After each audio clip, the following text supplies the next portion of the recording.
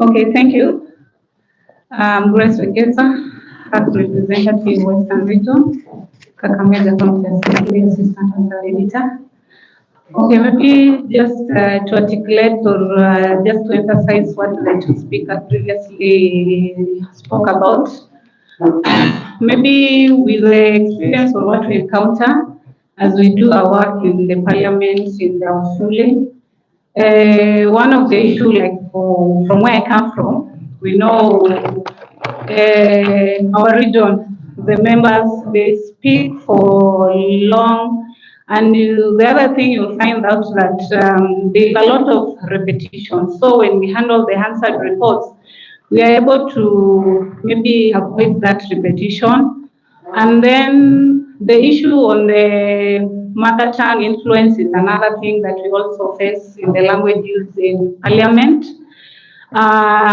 So if you are not what that speaker is saying in that context. So, and this brings me maybe to this issue or to the theme of this conference as we plan to move to the artificial intelligence. So maybe if I ponder, so with such kind of language, and how will in AI, how will that be articulated, or how will we be able to delve in that matter? And maybe basically, as we do, we also look at various issues. There's the grammar, there's the punctuation, and also the reports, how the contents of our caption, also the answered reports. You must be able to know your ideas must flow in a better way.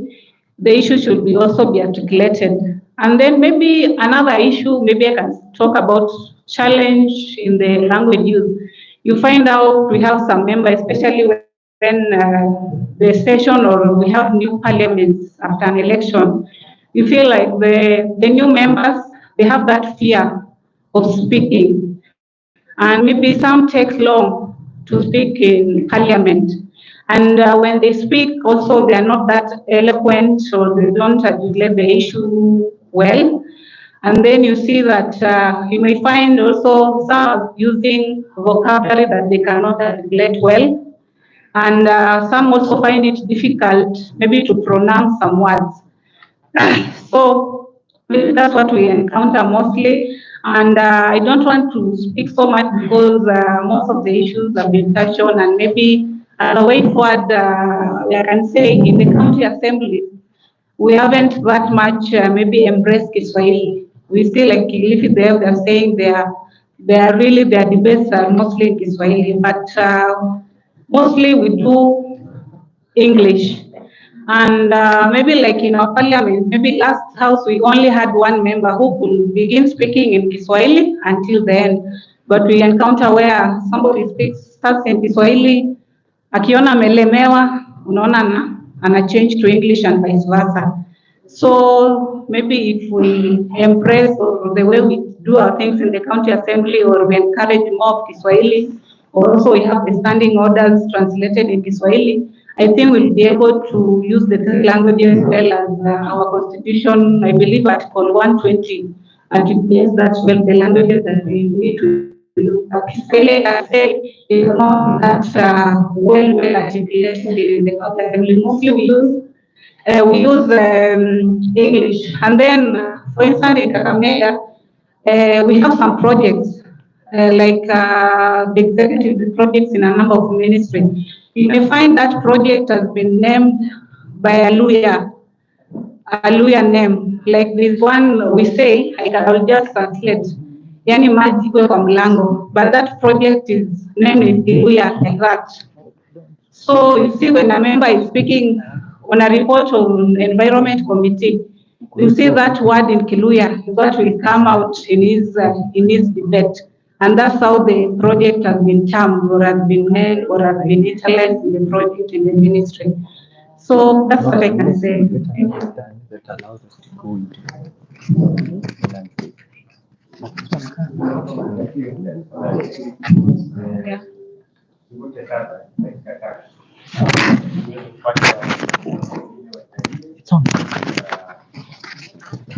Hatutaki kusimamisha.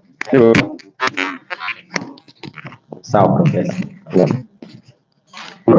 Mimi naitwa Mwambeo Mwang'ombe, natoka Taita Taveta, ila nafanya kazi Bunge la Taifa. Jumla na kimkasa tu ni kuwa Afrika inaamka, Afrika inatimka ama inavumuka ama inatutumka. Yani kadri tunavyojadili masuala haya ya matumizi ya lugha bungeni, kuna haja ya kuzingatia hali halisi ya Afrika, na kuna mvumuko wa Afrika wanavyosema Profesa Renaissance, na kuna ule umatumui wa Afrika, Pan-Africanism. Sasa sisi kama washiriki, mimi husema kwamba ninyi ni chumvi ya dunia, hasa kwa muktadha wa bunge, hasa ni chumvi. Mjadala huu wa matumizi ya lugha na jinsi tunavyoweza kubidhaisha lugha na kujibidhaisha sisi wenyewe ili tukachukua nafasi pevu zaidi katika magatuzi na katika bunge na katika jumuiya ya Afrika Mashariki na Afrika nzima kijumla, mjadala wa kudumu. Na mimi najua hekima ipo. Sasa sitazungumza mengi, huenda yatajitokeza tu kwa maswali na kwa hoja zitakazoibuka kwenu. Shukrani sana.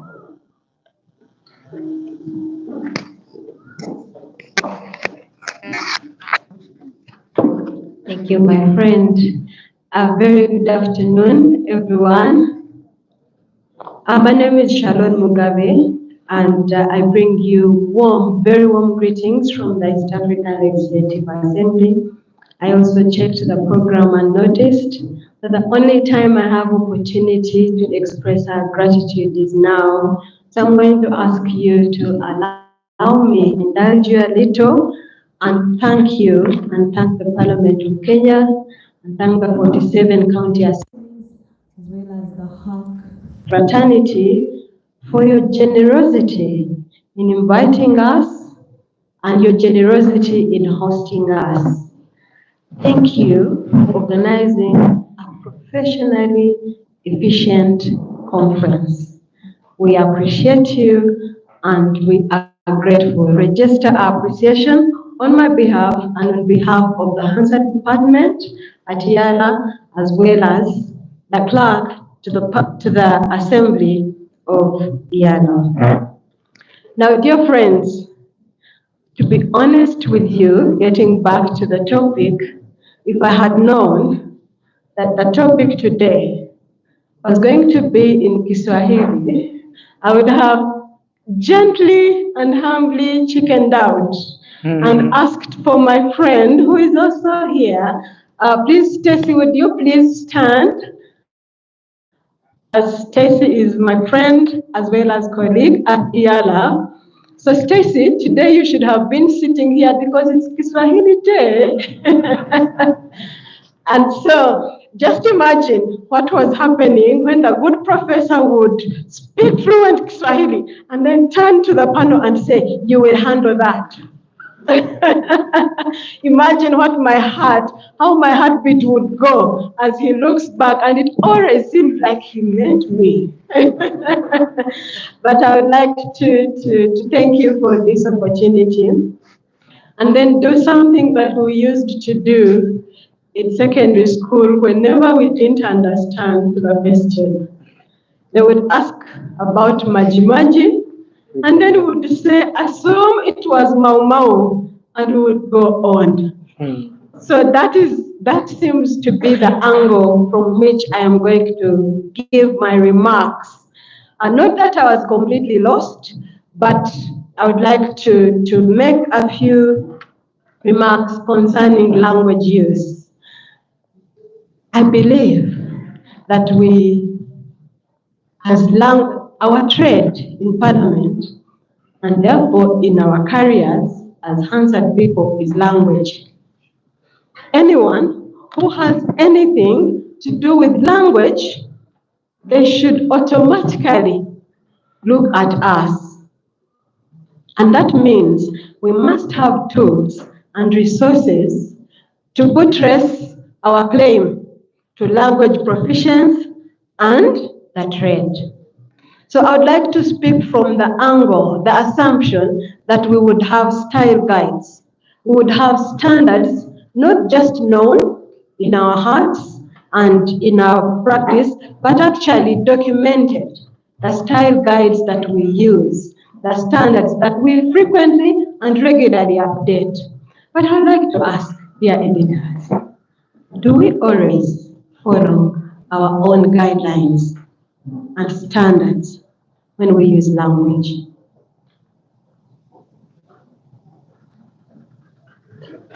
We try. Thank you, my friend.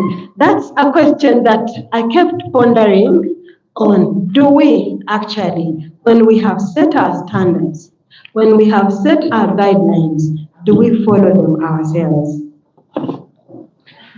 I also, in this area, knowing that language is our trade, I ask myself, what am I doing to grow myself professionally in that area? There's something that I noticed about other professions. You will find accountants every day, not every day, continuously updating their profession. You will find lawyers doing the same. Teachers do the same. We editors, we Hansard people, are we updating our skills? Are we growing in our profession? Do we know the trends? Are we actually reading? Are we ahead of the pack? Or we actually get suggestions from people? I have found situations where people who have nothing they know about the Hansard giving proposals about how the Hansard should be run, about how we should. So are we growing in our profession such that we can lay claim to that trade? Are we leading? Are we seeking knowledge in that area?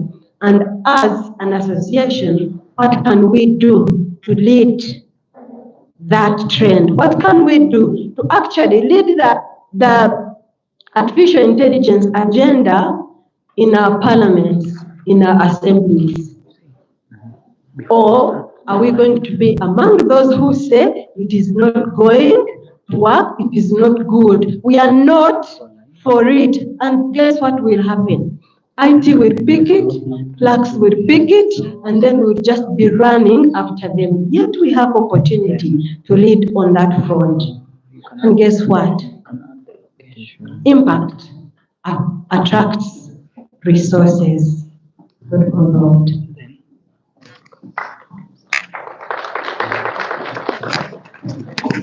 Good afternoon, colleagues. I want to pick up from where the others have left. Language used in Parliament with relation or specific emphasis on the Hansard. I want to talk from a perspective of an Hansard editor, that I can't start my work without quoting the source, which is Eskin May, the 1903 definition of Hansard. For this purpose, I'm not going to repeat, because our friend from UK gave you that definition the other day, Chakori. So I have looked at my presentation in terms of Article 7 of the Constitution of Kenya, 2010, Article 120 on the same language, Senate standing orders, National Assembly standing on rules of debate. The question before I go further that comes out, we're talking about visual language the national language, that's Kiswahili, English, and sign language, whether there is need, especially with particular reference